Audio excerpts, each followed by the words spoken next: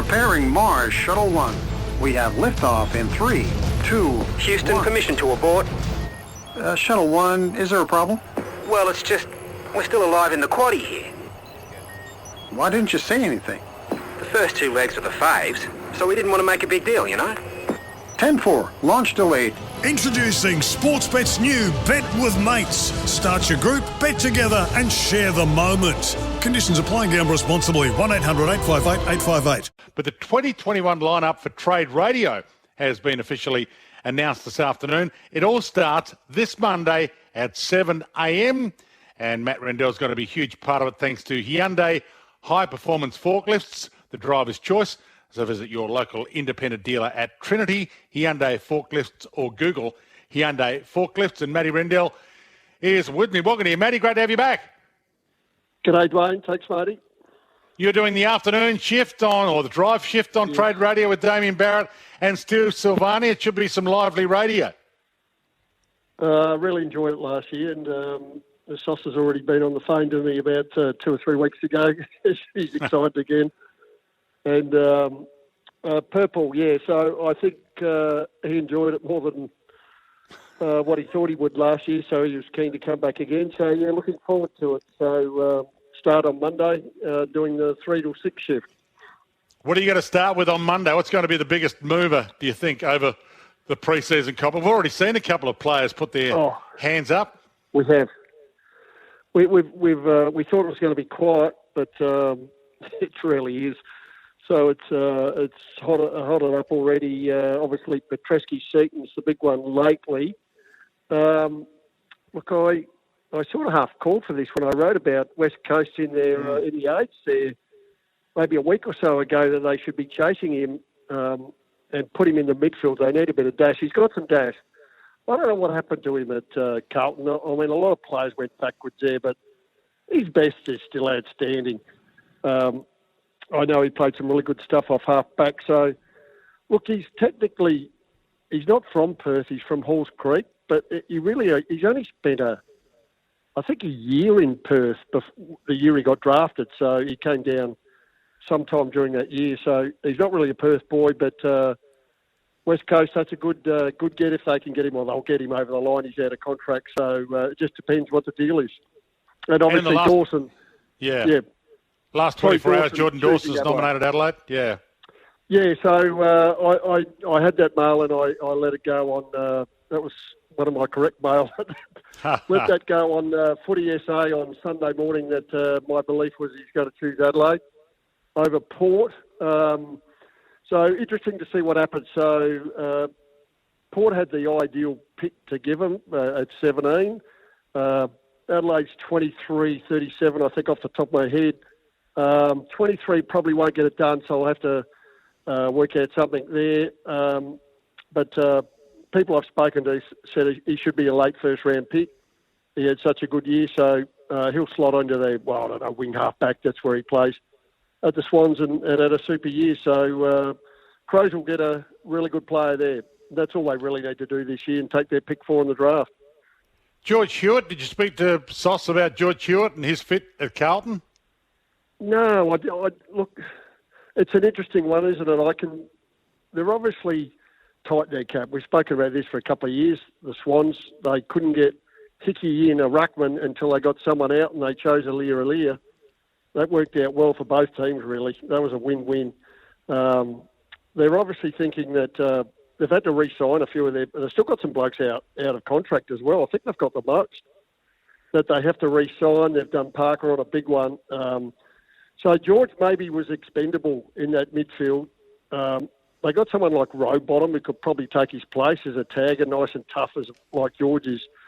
And Carlton obviously looking for some genuine toughness and maybe someone who can tag in the midfield, take some pressure off Cripps and Walsh. So if that's the case, I don't know how they're going to do that. They'll have to be involved with. They'll have to get something back in because they're going to have to give up 6 for Chera if that looks like where Chera's going. I know there's a few other clubs trying to get hold of him, but Richmond and Melbourne in particular. But it sounds like he's going to go to Carlton. So, the 6 will go for Chera.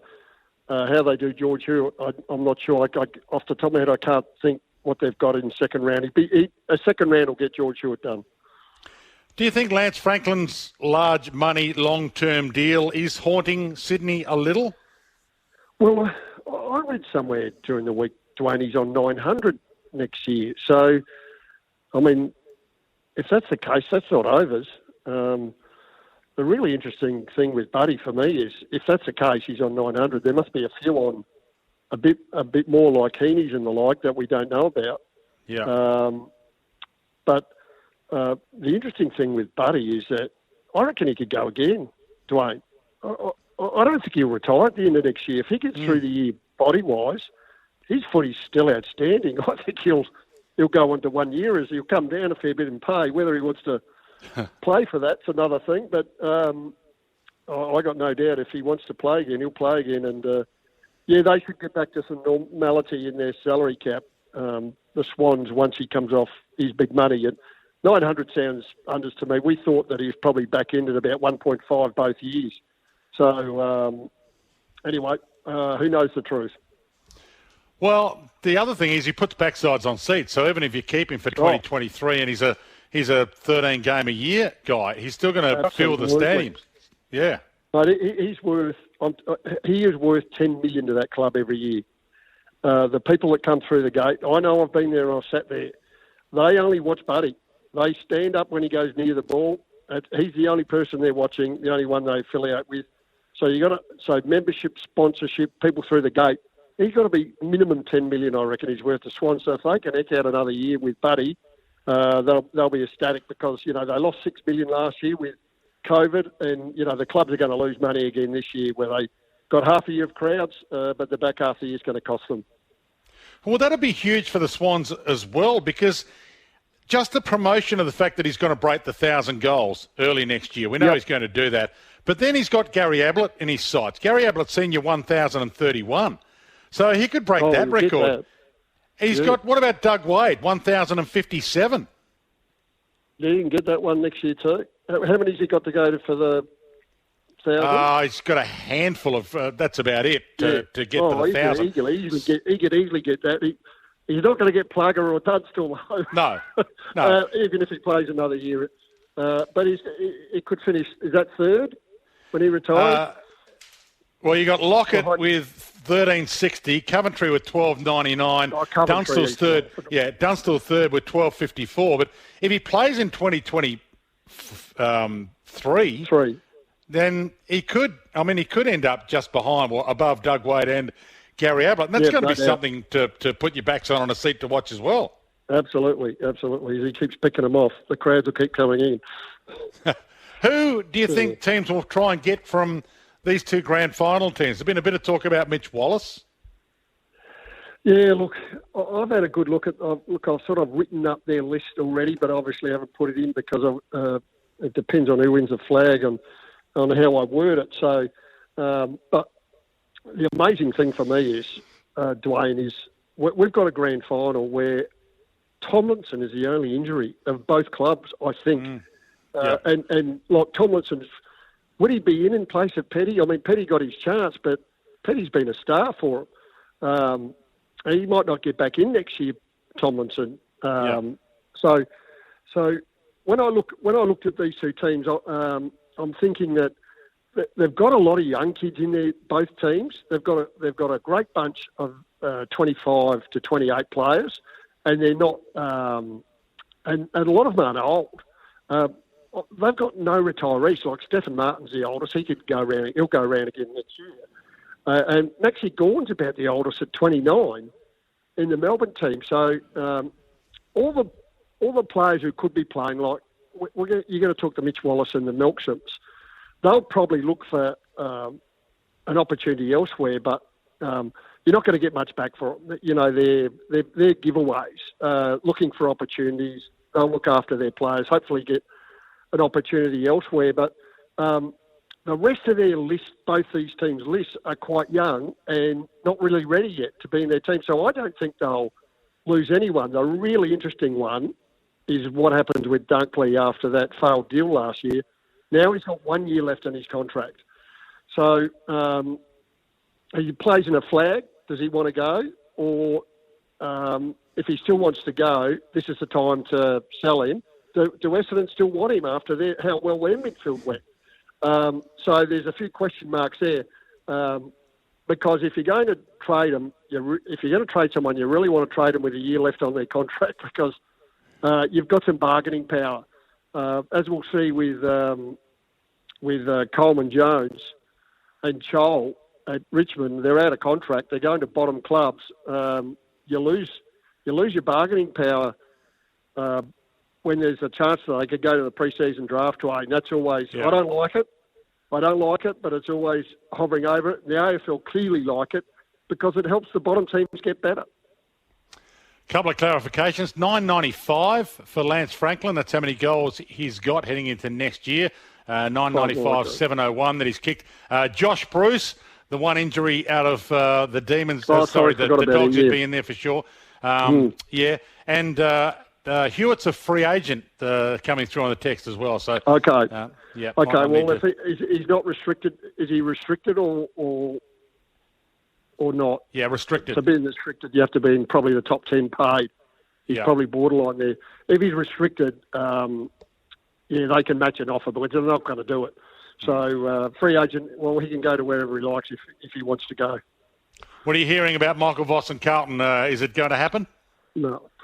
Oh, I'm not hearing anything, to tell you the truth, Dwayne. Really interesting, isn't it, what's going on there? It sounds like